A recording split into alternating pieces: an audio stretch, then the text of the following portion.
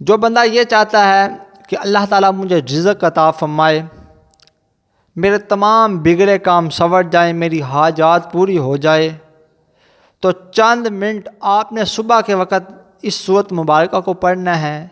انشاءاللہ اس کے پڑھنے کی برکت سے اللہ کریم جل شانہ آپ کو وہاں سے رزق عطا فرمائے گا کہ بندے کے وہم و گمان میں نہیں ہوگا کہ اللہ کہاں سے بندے کو رزق عطا فرمائے گا۔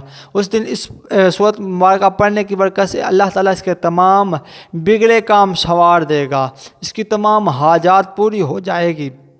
بسم اللہ الرحمن الرحیم۔ محترم ناظرین، السلام علیکم ورحمۃ اللہ وبرکاتہ۔ میں امید کرتا ہوں کہ آپ تمام دوست اللہ کے فضل، اس کے کرم اور اس کی رحمت کے ساتھ ٹھیک ہوں گے۔ تو آئیے پیارے دوستو، ایک مرتبہ میں اور آپ مل کر پیارے آقا صلی اللہ علیہ وسلم کی پاک طیب طاہر بارگاہ میں درود پاک پڑھتے ہیں۔ الصلاۃ والسلام علیک یا سیدی یا رسول اللہ وعلی آلک وصحابک یا سیدی یا حبیب اللہ، الصلاۃ والسلام علیک یا نبی اللہ وعلی آلک وصحابک یا نور اللہ۔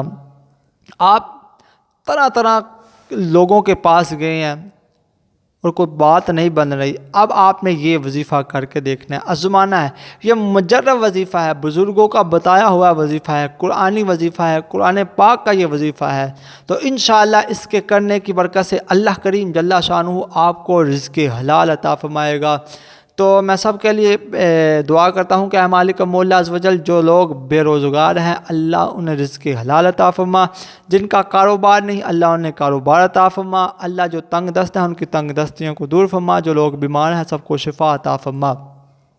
اب چلتے ہیں وظیفے کی جانب۔ جناب اعلیٰ، آپ نے صبح کے وقت یعنی کہ نماز فجر کے وقت رزق تقسیم کیا جاتا ہے۔ آپ نے نماز فجر پڑھنے کے بعد سورہ یاسین جو کہ قرآن پاک کا دل ہے، اس کو آپ نے پڑھنا ہے۔ حدیث پاک کا مفہوم ملتا ہے کہ جو بندہ صبح کے آغاز میں یعنی کہ نماز فجر کے بعد سورۃ یاسین شریف کو ایک مرتبہ پڑھتا ہے، چند منٹ لگتے ہیں اس کے، اللہ تعالیٰ اس دن کی اس کی تمام حاجات کو پورا فرما دیتا ہے۔ سورۃ یاسین پڑھنے کے بعد آپ دعا کریں، اللہ تعالیٰ آپ کی غیبی مدد عطا فرمائے گا، اللہ تعالیٰ آپ کو روزگار عطا فرمائے گا۔ تو میں اس یقین سے اپنی ویڈیو کا اختتام کرتا ہوں کہ کہتے رہتے ہیں دعا کے واسطے بندے تیرے کر دے پوری آرزو ہر بے کس و مجبور کی، صلو علی الحبیب صلی اللہ تعالیٰ علی محمد صلی اللہ علیہ وآلہ وسلم۔